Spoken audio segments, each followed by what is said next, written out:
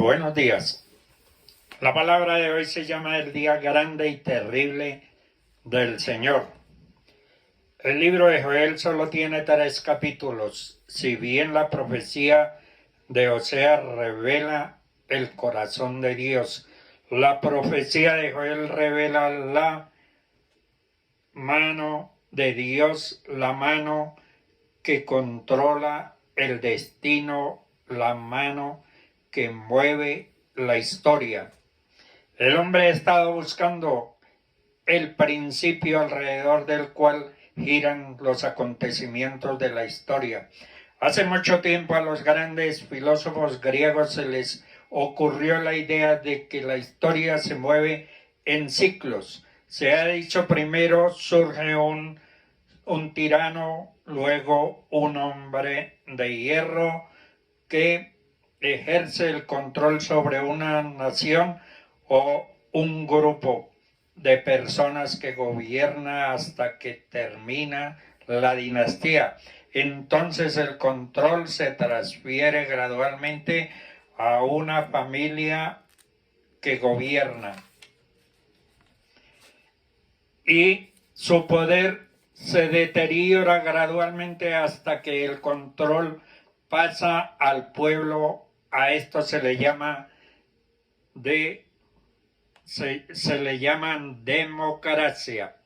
Pero una democracia también sufre el peligro, cede gradualmente al colapso del poder, y esto sigue la monarquía, y de la anarquía surge un tirano que de nuevo se apodera del control, y así continúa el ciclo de la historia. Cartas de Marx, que escribió El materialismo dialéctico, esta obra ha influenciado mucho en nuestros tiempos modernos. Su idea fue que la fuerza controladora de la historia era la economía, que es la necesidad de suplir las exigencias materiales de la vida, lo que da forma al curso de la historia. Pero la Biblia dice que todos estos conceptos son errados, son equivocados. La Biblia dice que detrás de todo ocurrió la historia humana está Dios. El punto esencial sobre el cual gira la historia es espiritual. El Espíritu de Dios que obra a través de los hombres. No se puede entender los acontecimientos humanos si primero no conocemos este hecho. En Génesis 6:3, una de las declaraciones más significativas fue algo que se dijo en el tiempo del diluvio, cuando Dios dijo a Noé: no contendrá mi espíritu con el hombre para siempre.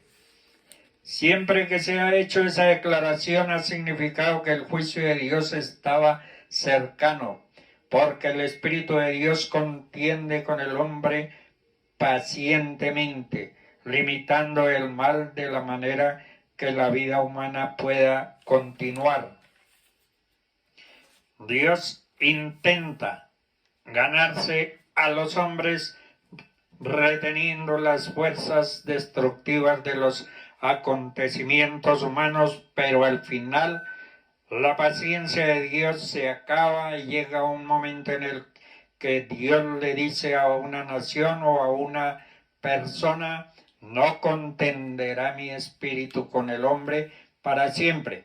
Y cuando Dios deja de lado a su espíritu, es decir, la fuerza que controla la vida, todo se colapsa y su juicio cae sobre la humanidad, que es precisamente el mensaje del libro de Joel. Joel era un profeta en el reino de Judá, el reino del sur. Posiblemente fue contemporáneo con Isaías, Oseas y de Amós.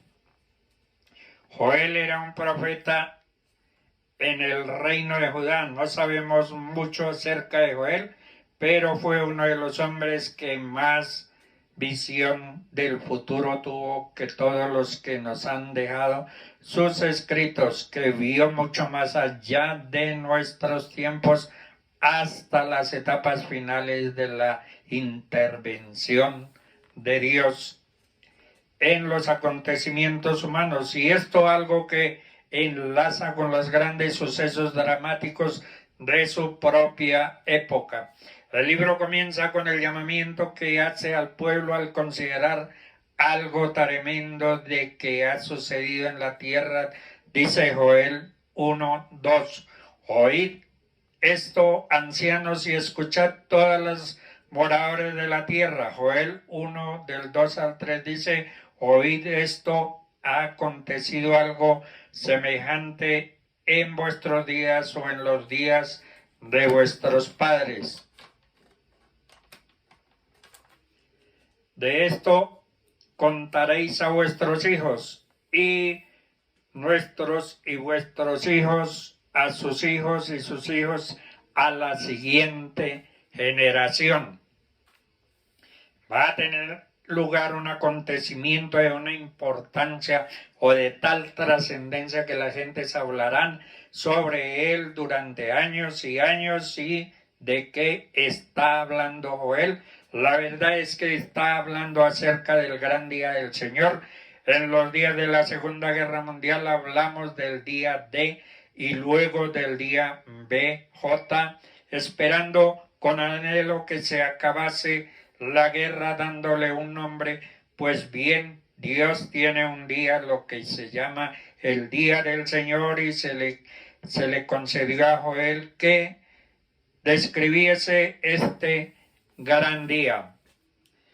Pero el día del Señor no es solo un acontecimiento en la historia humana. Nos daremos cuenta en esta profecía que el día del Señor es un suceso en el que Dios se manifiesta por medio de su juicio en cualquier momento, pero el juicio culmina y va intensificándose en ciclos hasta que llegue el día grande y terrible del Señor.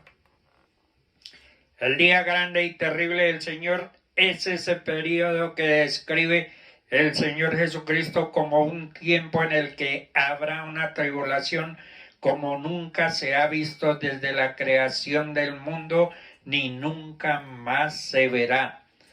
Y le fue dado al profeta Joel ver a lo largo de los siglos que iban a mediar, describirlo y ofrecer ejemplos de él por medio de los acontecimientos que sucederían en su propia época. El suceso que había tenido lugar en su día fue una invasión de langostas. Un enjambre de langostas había descendido sobre la tierra y habían devorado toda cosa viviente. La cosecha se había arruinado y se apareciese el hombre, y Joel está llamando a la atención del pueblo por este suceso, que no necesitaba que pasase algo así en aquellas condiciones. No cabe duda que todos serían conscientes de lo que había sucedido, pero de lo que no se daban cuenta era de dónde venía. Joel les dijo: Dios está detrás de este suceso, y él lo describe como el campo está asolado y se enlutó la tierra porque el trigo fue destruido, el mosto está pasado y se perdió el aceite. Y luego dice: proclamad ayuno, convocad asamblea, congregad a los ancianos y a todos los moradores de la tierra en la casa de Jehová vuestro Dios, y clamad a Jehová. Ay del día, porque cercano está el día de Jehová, vendrá como destrucción de parte del Todopoderoso. Dios se hallaba detrás de ese suceso. No fue algo que pasó por casualidad, no es sencillamente un capricho de la naturaleza. Esto sucedió en obediencia al mandato dado por Dios. En Joel 2, del 1 al 2 dice: también todos cuantos moran en la tierra, porque viene el día de Jehová, porque está cercano el día de las tinieblas y oscuridad, día de nube y de sombra, como sobre los montes se extiende el alba, y así vendrá un pueblo grande y fuerte, semejante a él. No hubo jamás ni después de él lo habrá en los años de muchas generaciones. De nuevo, este es el lenguaje que usaba el Señor Jesús, porque habrá entonces gran tribulación, cual no la ha habido desde el principio del mundo hasta ahora, ni la habrá. El profeta escribe que de qué modo la tierra queda abrazada tras ellos, el avanzar por ella este enorme ejército. Y describe el ejército mismo, su aspecto como aspecto de caballos. En Joel 2:10 dice: el sol y la luna se oscurecen y las estrellas perderán su resplandor.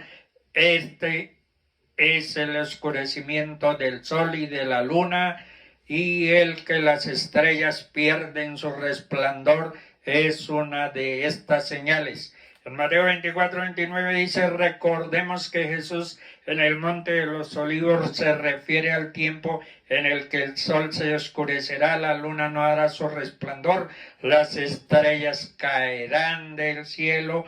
Es una señal interpretativa que apunta a los últimos días, antes de lo que se ha llamado el día grande y terrible del Señor.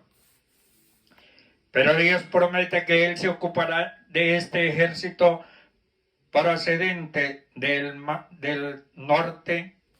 Isaías lo dice, al igual que Ezequiel y Daniel y ahora Joel. También añade su voz al coro de los profetas de Dios para revelar el propósito tras esta gran invasión. En Joel 2 del 12 al 14 dice: ahora pues, dice Jehová, convertíos ahora a mí con todo vuestro corazón, con ayuno y llanto y lamento. Rasgad vuestro corazón y no vuestros vestidos, y convertidos a Jehová vuestro Dios, porque es misericordioso y clemente, tardo para la ira y grande en misericordia. Dios no se deleita en juzgar, no es solo que Él pretende, lo que Él busca es un corazón que esté dispuesto a escucharle, a prestarle atención y a abrir la puerta de las bendiciones que Dios desea derramar. A fin de conseguir que esa persona o nación escuche, Dios permite toda clase de situaciones difíciles que obstruyan su camino de desobediencia. Lo que busca es un corazón arrepentido. Rasgad vuestro corazón y no vuestros vestidos. Dios les bendiga.